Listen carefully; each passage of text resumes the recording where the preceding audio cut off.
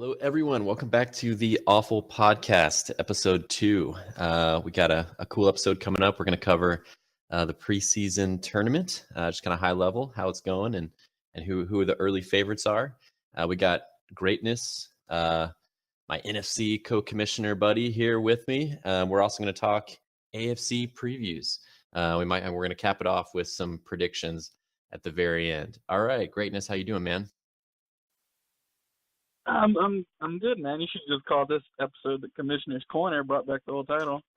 The commissioner's office. I know, but we're gonna have a rotation coming up, so we got some other names that people will be seeing pop up over the next few weeks. Try to make this a little bit more sustainable than last time around. So, well, welcome. Yeah. Glad you could join, and let's get right to it. Before we get into anything regarding divisions or anything like that, let's talk preseason tournament. How do you think it's going so far?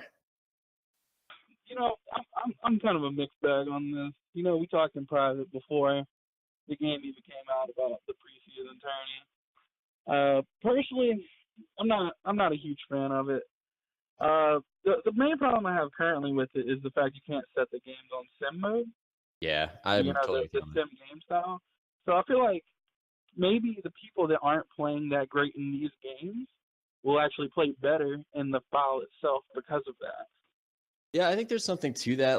And I know this is what I'm about to say is not what you meant to, where it's not like suddenly like if you're really struggling, you're going to be the best player in the league, and if you're just dominating the tournament, you're going to be trash. But I do think there could be there definitely is differences between comp mode and sim mode and default sliders versus what we're going to play. I haven't really been too strict on what settings people use. I think most were using all Madden, but there might have been a game or two on All Pro. That allows you to be a little bit more offensive there for sure if you're playing all pro. Yeah, And if you have a shitty team and a bad quarterback, you're going to dominate on competitive still, and you're going to struggle a little bit in the passing department on sim. See, in my personal one game in the tourney so far, even though the score would indicate differently, both teams had zero problem really moving the ball. So far from what I've seen, defense hasn't mattered a ton. And we were on all Madden, and it's just the defense. It didn't feel like defense was really much of a thing personally. But yet again, it's a short sample size, so. Yeah, and I will say I'm having a trickier time balancing sliders this time around than in some ways even than I did in Madden 17. There's a couple of reasons for that. We may as well just talk about it since you brought it up. Number one, things have definitely been offensive. When I look at how other leagues are going, it's even more offensive. But I can't really sit here and tell you I have the secret sauce of sliders. Just wait for it. It's going to be perfect. Because I don't really have that yet. I do think that it'll be a little bit better than just default sliders. Coverage slider definitely makes a difference, and it makes a difference on both man. In fact, if anything, some people don't think it makes a big difference on zone, but it definitely makes a difference on man.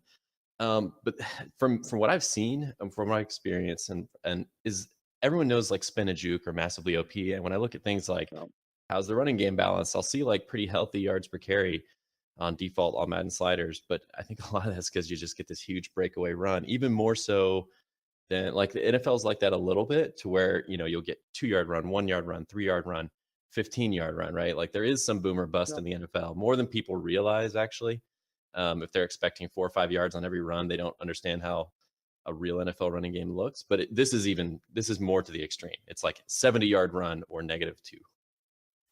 Well, see, that's the thing. When Madden first launched, everyone, from what I heard, thought the run game was going to be OP. And the sound of it wasn't necessarily because of jukes and spin originally. It's because, to begin with, everyone thought you were going to have these gaping holes and you get 8 yards of carry. And some of the games did kind of feel like that until people started adjusting some. But more recently, games I've played against Ryan in our personal test style, where we used some of the slider sets that you've been using, and even in the game I had against Ryan T, coincidence, but even against the game I had against Ryan T, Ezekiel Elliott and that beast of an offensive line Dallas has, and I think he started the game with 10 carries for 14 yards and then busted out an 80-yard run, and all of a sudden his yards per carry is going to look really good, but the rest of the game it went back to the getting hit at the line or getting tackled behind the line.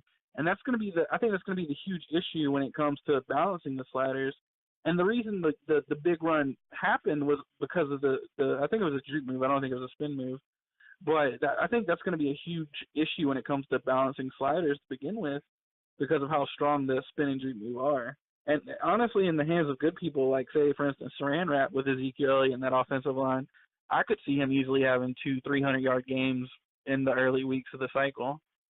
Yeah, it's totally fair. I wish I had a different response for you, but I think that's 100% true. It's going to be very difficult to balance. Basically, you have to make a choice in these first couple of weeks where either the run game is going to be too good in order to get most of the runs, a little bit better balanced, or we're going to balance, try to get a little bit closer to NFL yards per carry, which means if you're not breaking out those big runs, then you're going to be averaging like 1 yards per carry, and that's not okay. And that also makes backs that are, have those elite moves even more OP than they probably already are. So the good news is that this is supposedly being directly addressed in the patch. In fact, I think this will make a much bigger difference than zones. I don't think zones are as big of an issue as people think. Again, small sample size, I'm not really going off data at the moment, but like when I played like probably about 110 snaps against Saren, and it was a very high scoring game, even on custom sliders on Madden, but a huge percentage, like probably half our scoring, came off just like a handful of like 70-80 yard touchdowns. And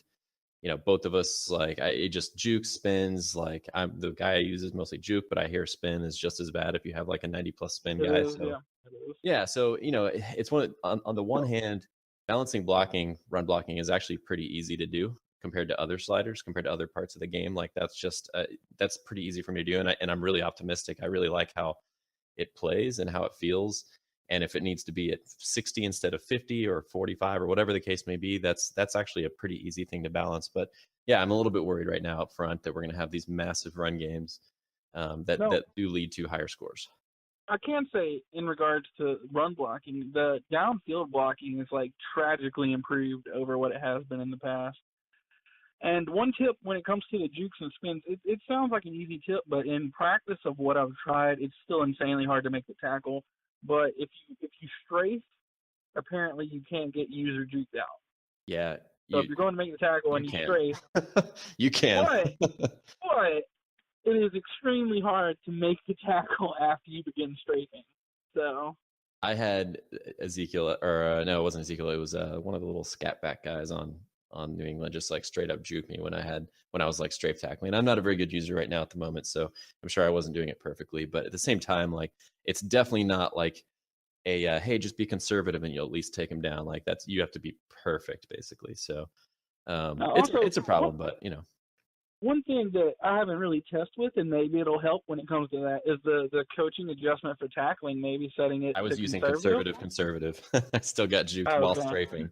So it's an issue. But all right, so hang on. So moving on. So that was good discussion, but I want to completely forget the preseason tournament.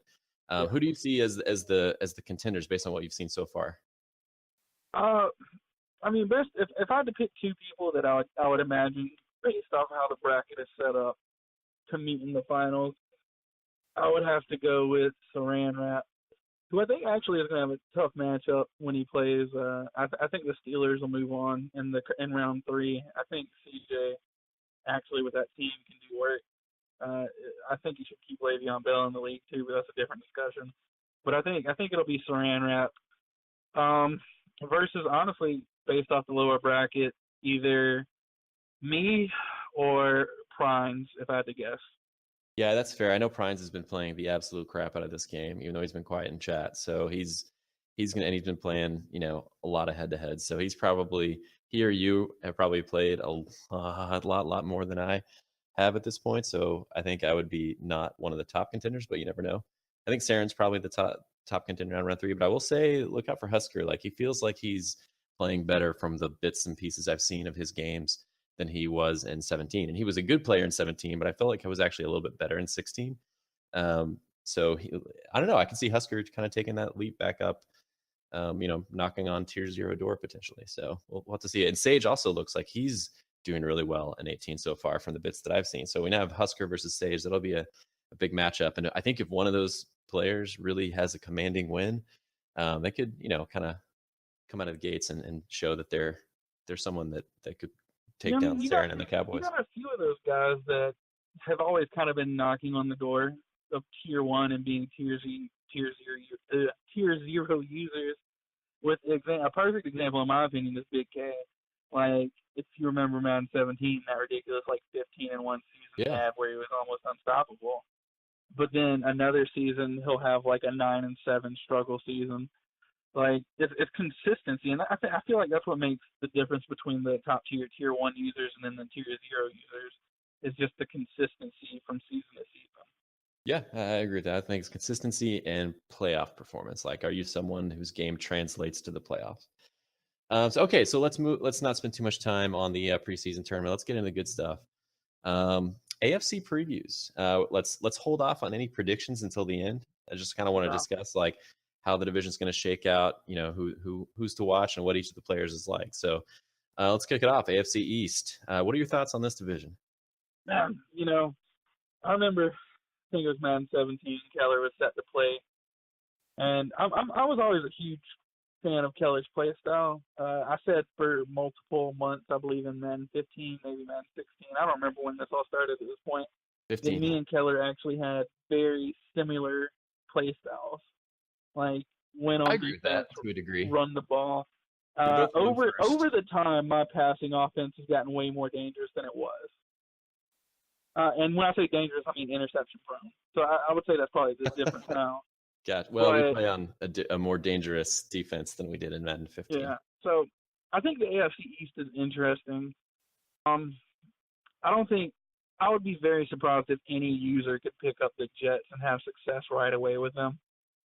Yeah, I'll be curious to see what Patrick does in the tournament, because that'll give us a glimpse into what he can really do season 1 with the Jets. I mean, I don't know how Jermaine Kearse is rated in Madden. I don't personally think that was a great Madden trade. Maybe he wasn't getting better offers than what he got, but he seemed pleased with the offer. For everyone listening, we're talking about the in real life trade of Sheldon Richardson to the Seahawks, who's a guy that Patrick was shopping around himself in Madden. So now that trade is basically made for him. So anyway, not to cut you off, I just want to Yeah, you're fine. But yet again, it's a division that I think will have Arlen up top. I don't think the Dolphins team is as set as the Jaguars team was he had last year. No, definitely not. But not even close. I think Arlen is going to be the front runner, and then afterwards, I think Keller is in a decent position if he can stay with it. His team to start with isn't going to be that great, but he does have a lot of draft picks. I think Keller is going to be sneaky good at this point. I still think he might struggle for a couple games out of the gates, but I think he's been keeping a low profile. I see he's little throwaway comments about scheming defense and thinking about things. And he's a guy kind of like myself that when he's in, when he has a lot of time, it's not that he's playing a million user games. It's that he's spending a whole lot of time in practice mode, on schemes. That's the difference between so we're both like that. And so even though he's not playing a lot of user games, I think he's going to be a little bit sneaky season 1. Well, even in chat, the fact he's put in money, for instance, to buy a video recording device, yeah, he's thinking about the game. Even if he's not playing it, he's thinking about the game more than most people. Which I'm telling you, there's two types of people that learn, and that's one of them, and neither one's better than the other. It's just how you do it. And he is not a crank out a bajillion user games before the season. Whereas before 17, I really didn't play a whole lot in the user games. I played in the preseason tournament, which I won. But the big thing was I really did spend a ton of time in practice mode. I had all the time in the world before 17. And so I came out, even though I did even lose a couple games early on, I still felt like I knew the game and understood the game. So I feel like that's where Keller's going to end up being somewhere in season 1. Well, and to touch on a team that we haven't talked about yet for no particular reason, definitely not related to any Super Bowls, but the Patriots roster is, they're set. Oh my God! Bumblebee, they keep getting more set. They just got Dorsett. No pun intended. Listen, I'm not gonna get started on the Saint. I already forgot the Saints got named. They were saying Brandon Cooks and Ted Gainer basically. Coleslaw. Yeah, coleslaw. But that's ridiculous. Brandon, and mind you, Tom Brady's gonna play for at least 2 seasons, if maybe 3. I don't know if 2's the max. He might have 2 user seasons in him. Yeah, so you're gonna have the best, and we're not gonna talk about ratings. I'm gonna try to avoid ratings as much as possible. You're gonna have the best quarterback in the game, basically, and the deep threat of Brandon Cooks, along with the best tight end in the game of Gronk. They're crazy. They're crazy. So yeah, and I think Knott could do some damage. I don't think, look, he's not quite ready to take that step and to be like a Yet big again, contender, this but is also a mental game. Like we've talked about this before. This is like a chess match, right? If you come out as the Patriots and they have one safety deep, then you can automatically say, hey, Brandon Cook's on a streak. It might be there. it might be there. Yeah, exactly. It won't be like 17 where man press just equals touchdown. I can tell you that from both playing user but nonetheless, like it is there sometimes. People who there are gonna be a few people that complain that the settings that we use don't speed doesn't matter, and it's false because I get bombs still. But yeah, it's not going to be there every game, which is completely realistic. You're not going to have 16 bomb TDs per season. And then again, some of the people that complain also have to realize, like, if you're coming out and you're blitzing everyone and you're leaving your cornerback in one-on-one coverage with no safety up deep against the top-end deep speed threat guy, then sometimes you deserve to get beat. Yeah, absolutely. It should get beat sometimes, and if it's there. Yeah. And Cooks is, he's not just like Dorsett's just a speed guy, but Cooks is actually a pretty high-rated player. So, all right, so we'll come back to predictions at the. Or actually, let's finish off with just who's your prediction to win the division? I'm gonna go with Arlen. I think it's a safe bet. All right, yeah, definitely Arlen's the clear-cut favorite in this division for season one. Probably for every season until something is proven otherwise, but we're just focusing on season one. We'll go all playoff predictions at the end, but let's move on to AFC North. I think this is going to be one of the most interesting divisions in not just the AFC, but the entire league. Go ahead and talk AFC North for a moment. Yeah, AFC North. I actually feel like, and this might be a recurring theme for 3 of the 4 AFC divisions. I feel like there is a front runner, and then I feel like everyone behind that front runner is like close together, but there's a little bit of a gap there. I think the Steelers have the best team out of the group, and I think CJ is also potentially the best user. And I don't want to shoot here, which is a wrestling term, but I do think CJ's play style might need a little bit of adjusting. I've seen him play in NBA, and he played in the later cycles of AWFL. And we'll see. We'll see. But I think CJ is the front runner, and that team, yet again, the Steelers' offense is ridiculous. Le'Veon Bell, Antonio Brown, Martavius Bryant, Big Ben. They got pieces on the offensive line too. So I think the Steelers are a favorite, and also I'm really a big fan of the Bengals' offensive lineup this Madden as well. Yeah, I mean the Steelers have one of the best 5 offensive lines in the game, I think, and a Madden where that might actually start to matter more. Yeah, I'm with you on for the most part, like high level. Like I will say this: when I was first scanning down, I'm thinking, all right, well, Steelers. I actually think all 4 players are a lot closer to in skill than just about any other division, other than maybe the NFC North. Something about the North. I actually think that J-Shock has what it takes to be the best pure user in this division, but we'll see. And G Money, like we're sleeping on him now, and I know he's struggling. He feels like he's struggling a little bit out of the gates in Madden 18. But you rewind a couple of Maddens, like he won a Super Bowl in NBA, I think one year a couple of years ago after everyone was falling out like flies in Madden 16. So I mean, and then I finished my thought like real quick. I was ready to say, hey, Be More Irish is like a solid player, but he's probably the 4th best. I'm no longer convinced. He just knocked out J-Shock in the tournament, and it was a very close game, right? Like I don't think either guy is going to prove in one game who's the better player, but the point is, he was notorious, Be More that is, for like losing by 3, losing by 4 points. All like last year, he'd be like 6-10, and like 6 of his 10 losses would be by like a touchdown or less. So this is not a guy that was getting blown out throughout Madden 17. So he could be surprising people as well, and just keep it like, Yeah. G Money, correct me if I'm wrong. Was he the guy that lived in Asia temporarily? He still does.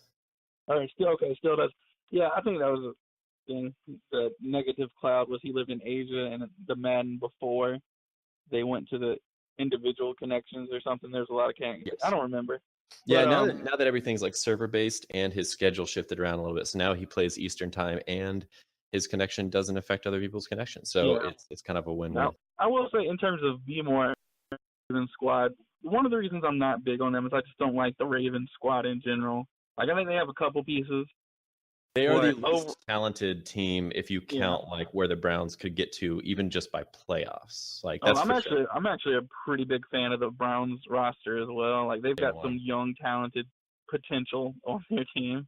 That's what I mean. Like you give them a season of development, and I don't mean like for season 2 or 3. I mean like by playoffs. Like if you can just hang in and just squeak into the playoffs as the Browns, like they just are going to develop so quickly.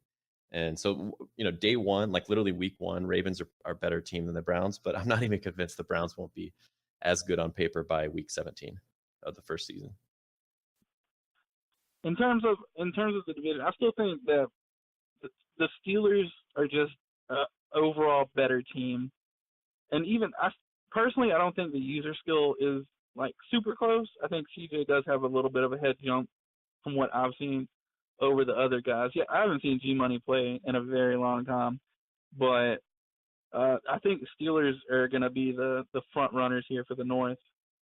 I'm going to go with Steelers only because as a tiebreak, they have by far the most talented team. And I think the user skill is so close between this division that ratings will start to really make a difference there. So, which means, that means by season 3, season 5, like the Browns could be the front runner. But I think season 1, I'm going to agree with you. I'm going with CJ, but probably not by as wide of a margin. For me, it's a very narrow margin over J-Shock to win the division. Moving on, AFC South. I'm going to participate in the conversation part, but not the predictions part. I'll go first this time. I can tell you just a couple. So Warren's obviously one of our new guys. This is really, I think, only the second new guy we've covered so far, Patrick being the other one. But he's a very responsive guy. He's a veteran of leagues for many years. And he said way back in the day when he was not an old fart, he was a competitive Madden player. So he's got the skill. He said I feel like he's probably underselling himself. He says he's not that good anymore and he's old and stresses the former part, which I respect that, but you never know. He could be a ringer there for all we know. I'll be curious to see if he participates in the tournament. He's matched up against Hounds right now in round 2. Then we got Bonsai, who actually is off to like a pretty promising start with the Jaguars from what I've seen both in the tournament and just when I've kind of caught little clips of his games that he's streamed. And then Hounds of Hal, we'll have to see how that happens. He struggled obviously season 1 big time in Madden 17. He's got a Titans team that's not going to be amazing day one, but they do have a lot of young talent, so he certainly has the potential to do something with them. Yeah, actually, I feel like I'm more of a fan of the AFC rosters overall than I am the NFC. But like 3 out of the 4 teams in the South, I feel like have really, really good talent on it. I'm not a fan of the Colts. Obviously, they have Andrew Luck, but I don't know what they do on a yearly basis with their roster. But I just it's don't. Luck and the gang. Honestly, Colts have by far the worst roster, both for season 1 and also for moving beyond. It's going to take, but Warren said he was cool with a team building. He specifically said he was up for the challenge of the Colts, so he's going to be hamstrung a little bit. The Jaguars secondary is just ridiculous. Like the only major weakness, and their defensive line's good too. Their defense is legit. Their offensive line is not very good, and that's their one. They still have 2 good wide receivers too. Allen Robinson's still really good. Hearns is a solid number 2. They have Fournette now, so they're set at halfback for the cycle. Yes. Blake Bortles, you can make the argument on if he'll still be able to develop or not. He might need to find a different quarterback at some point. Yeah, he's kind of in that Osweiler point where I had to like kind of figure out, and Savage the year before that, where like they're doable. You can like bring, if you stick with them and you focus a lot of XP on them, you can bring them to be better than they are in real life. But they're not just like Jaguars defense though. Telvin Smith, AJ Boyd, Jalen Ramsey. Their corners are like the second best corner tandem in the league, probably behind the Broncos. Yeah. And then the Titans. I think I actually said the Titans would have been my other team if I, for whatever reason didn't get the Falcons. Like they have very solid pieces on the offensive line. Taylor Lewan, Jack Conklin. You got DeMarco Murray for season 1, and then for the future you got Derrick Henry. Who can also play a very top tier number 2 halfback role for the first few seasons if you don't get rid of Murray. And Mariota is definitely a cycle-long quarterback with mobility. In a year where mobility will matter, I can both probably already testify to that. And then obviously the Texans with Clowney, Watt. I mean the ridiculous like front 7, and then Deshaun Watson from Clemson, Hopkins. There's talent all over in Houston too. I'm not sure how your offensive line is though. It's garbage. Garbage. Like bottom 3 in the NFL. Not actually in the NFL, but like in Madden, they've rated them one of the bottom 3 lines. Yet again, like I've always found that in terms of if you want to consistently win, the best way to do it is have like a top tier defense and then protect the football. And I feel like even potentially with the bottom tier offensive line, you can still do that. I agree with that. Like, obviously, I'm not a fan. Everyone's going to focus on the weaknesses of their team. And the offensive line, I think, will make a difference because as we start to balance the run game and things like that, even if I'm averaging 4 yards a carry off the bat, if I'm 25th in the league or something like that, then that's especially when like juke and spin, because Lamar Miller's great on that. But when that's no longer like able to be like your run game by itself, then hopefully the offensive line can be more of a factor. Then that'll definitely hamstring my offense some. But to your point, if you protect the football and if you play defense, you should definitely be able to be in any game. Yeah, and like just the ridiculous. Yet again, pressure has been a weird thing from what I've seen in games. Sometimes I feel like you have to turn aggressive pass rushing on in order to get pressure, regardless of who you're rushing with. Or blitz. And then other times, like the pressure gets there instantly without it. It's very, very hit or miss, which I guess is kind of how pass rush is in real life for the most part. Yeah, a little bit hit and miss. I think it's definitely gotten better. The pocket feels like it's a little bit more organic than it used to be. I do see times where like I have to keep my eye, like just peripheral vision on, the tackles just to make sure I don't need to step up in the pocket, which is cool that that's now a thing. Like I felt like that was never a thing before. I feel like interior pass rush doesn't get enough. Like the thing with interior pass rush, it's like weird. Madden's too good in terms of them just blowing by guys at times, but it's not good enough in terms of like that push in the pocket is what makes quarterbacks' lives so miserable from the interior, because then you can't step up in the pocket, right? You have to like stay where you are or even take a step backward. And so suddenly like the perimeter pass rushers come around the edge, they don't have anywhere to go. Exactly. So I think they're kind of a lot closer with the perimeter from what I've seen, like animations, and you do see those perimeter guys coming wide around, but I don't think the interior gets much push. But nonetheless, it's an improvement. In regards to this division, though, I feel like the commissioner stacked the deck in his own favor, and the Houston Texans are probably going to run this for the whole cycle, regardless of how much playtime you get. Between now and then, I think the Jaguars are the wild card, where I think they have the most potential to go either way. And I need to see something from Iabo or Hounds, whichever we're going to call him, from Hounds in regards to taking a step forward. He used to be like a perennial, like around 8-8, 9-7, 7-9 kind of user, and then he just fell to like the bottom. So I'm gonna have to see like if he can take the step in the right direction in order to stop going back up as opposed to being at the bottom. I think one of the linchpins in terms of how good the division ends up being is going to be Warren, because we just don't know what to expect with him. And even then, that's probably not going to be a season one thing. So no doubt on paper, there's no question I'm by far the favorite. It'll be interesting to know if, what it's like to play in a division where I am the clear-cut favorite, because I have never played in that division before. Madden 17 was me and Arlen. Madden 16 was me and Horden. Madden 15 was me and Coach.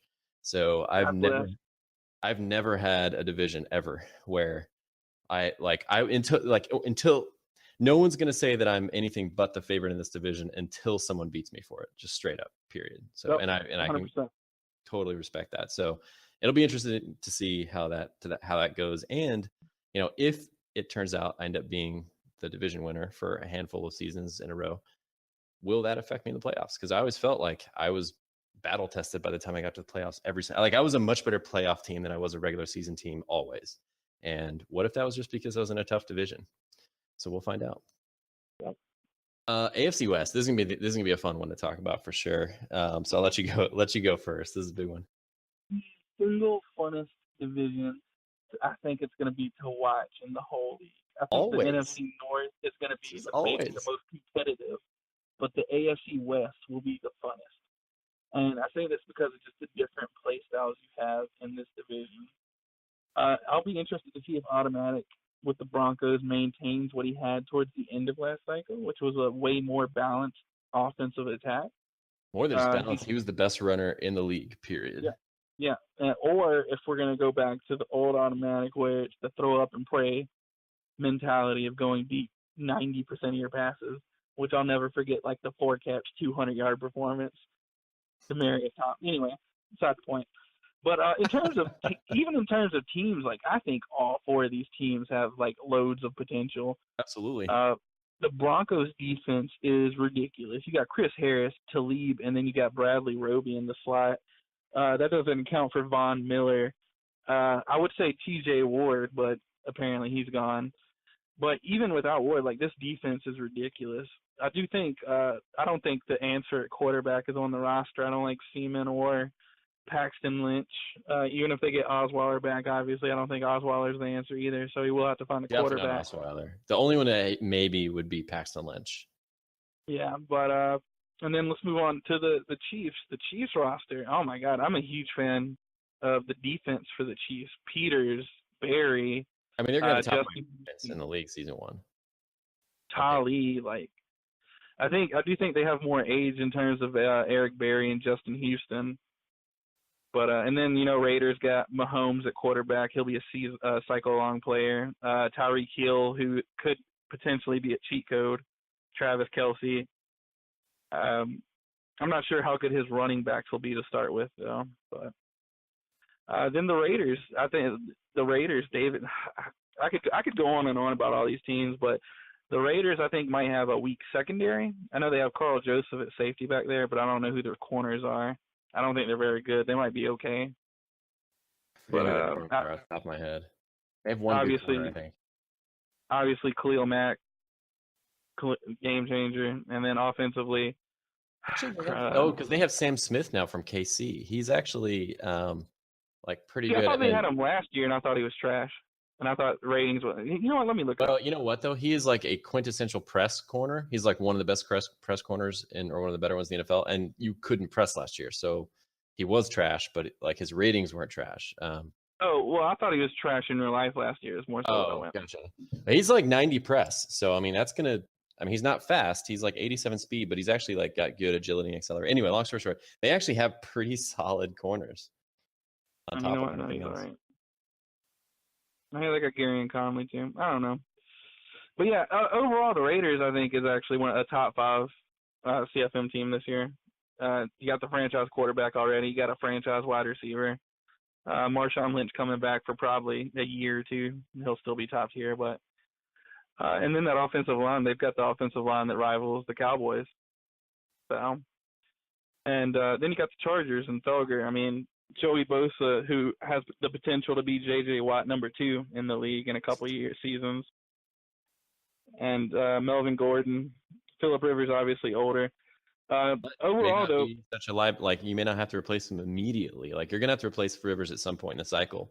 But yeah, well, if quarterbacks don't regress that fast, then Yeah, I had very limited testing in terms of like simming to get to the regression. But Matt Ryan, for example, after 1 year lost 2 throw power, and then he lost -2 to like all the physical stuff like speed, agility. Yeah.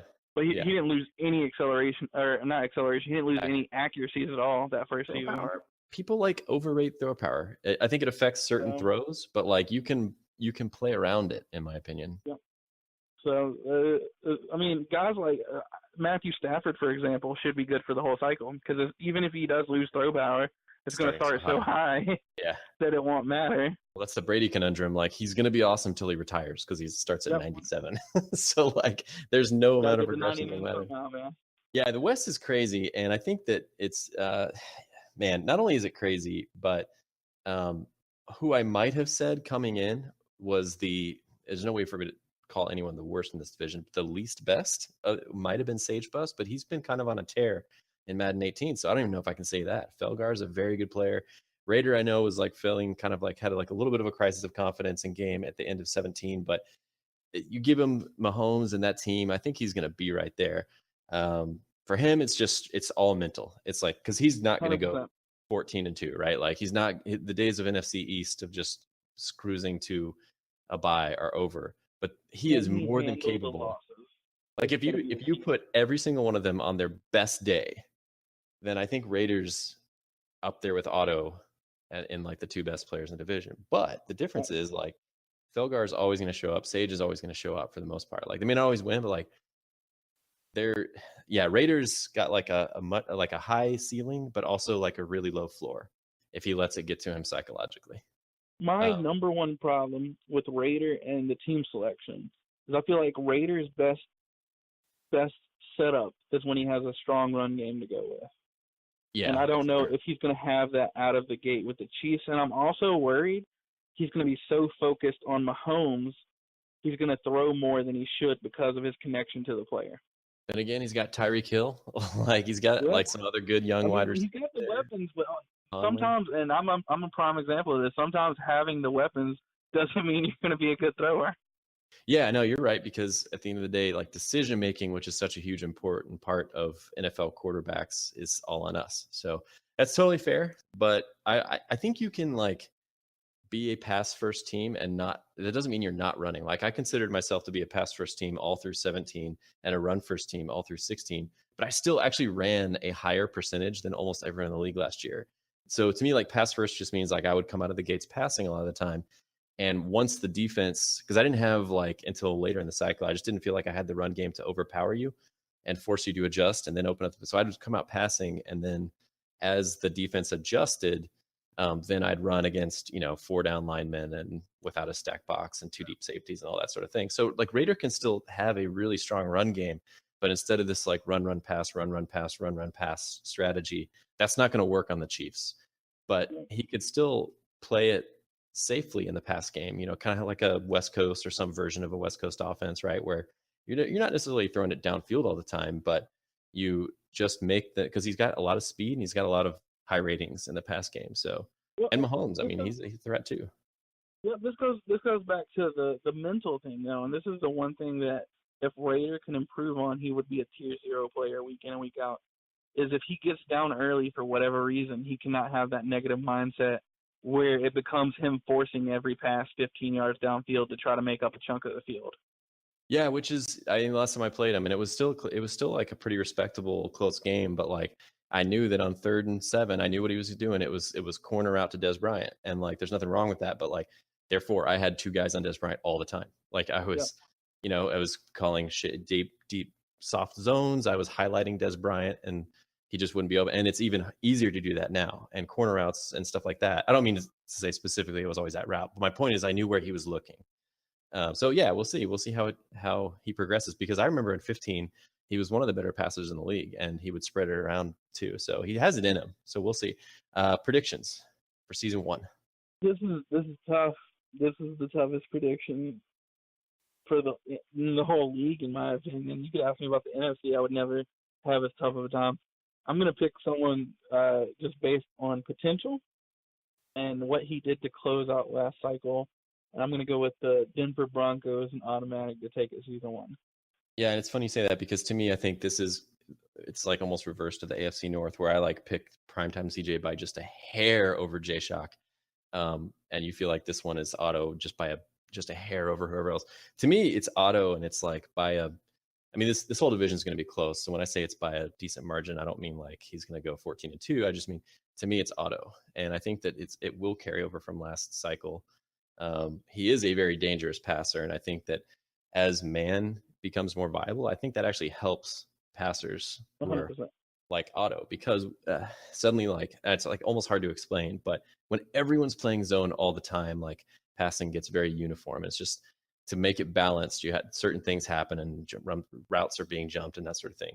When everything is viable, then a passer like Otto, who can read and see what the defense is in, the idea is there should almost always be somebody open, but you're just not really sure who.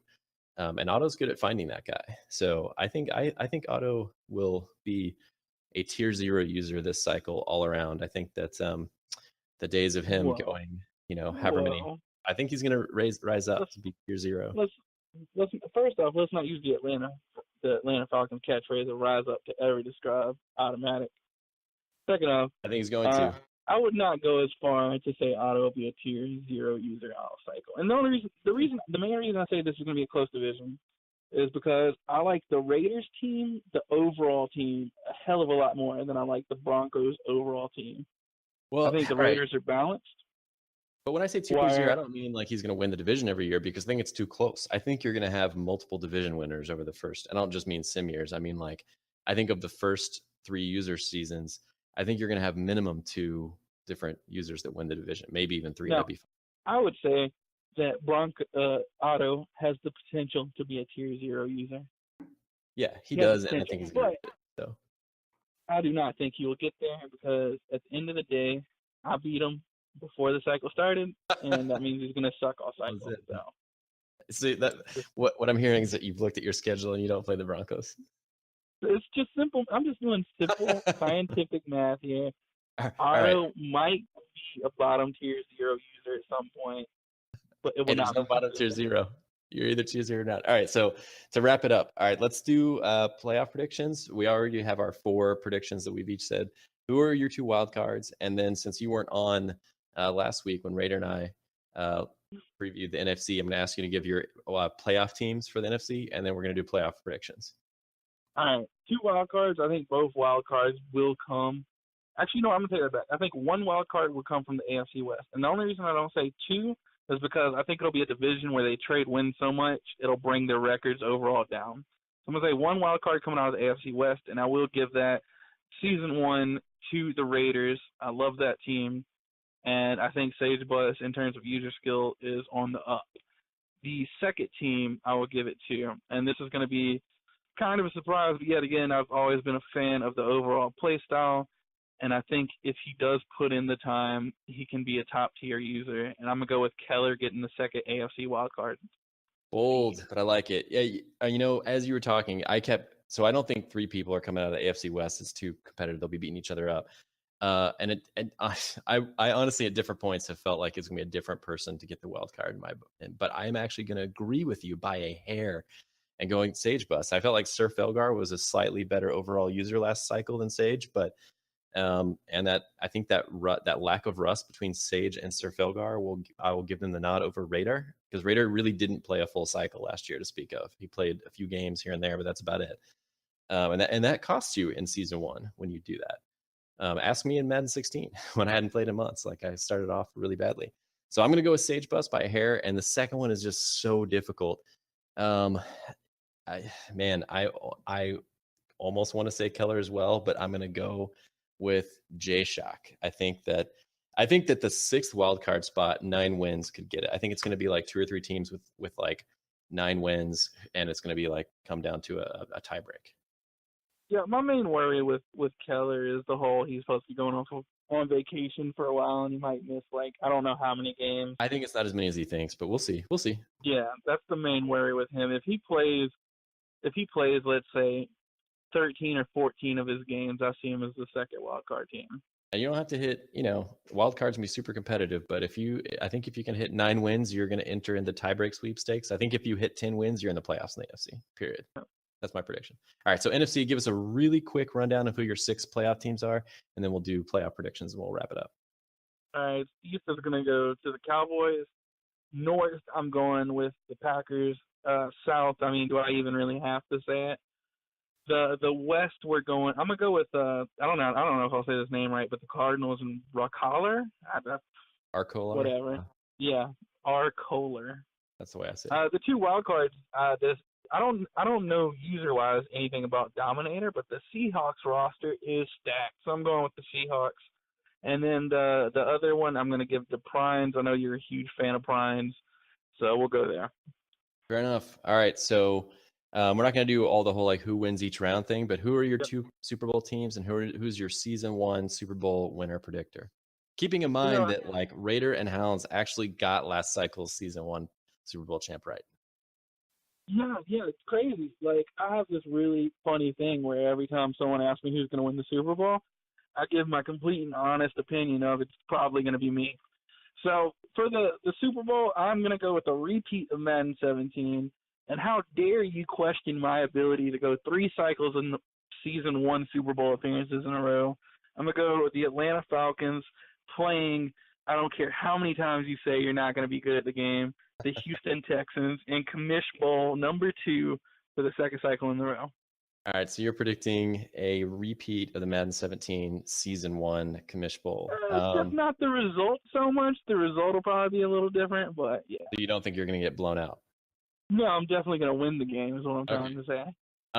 So my prediction for the Super Bowl, sorry to break it to you, I'm predicting Saran Wrap makes it to the Super Bowl from the NFC.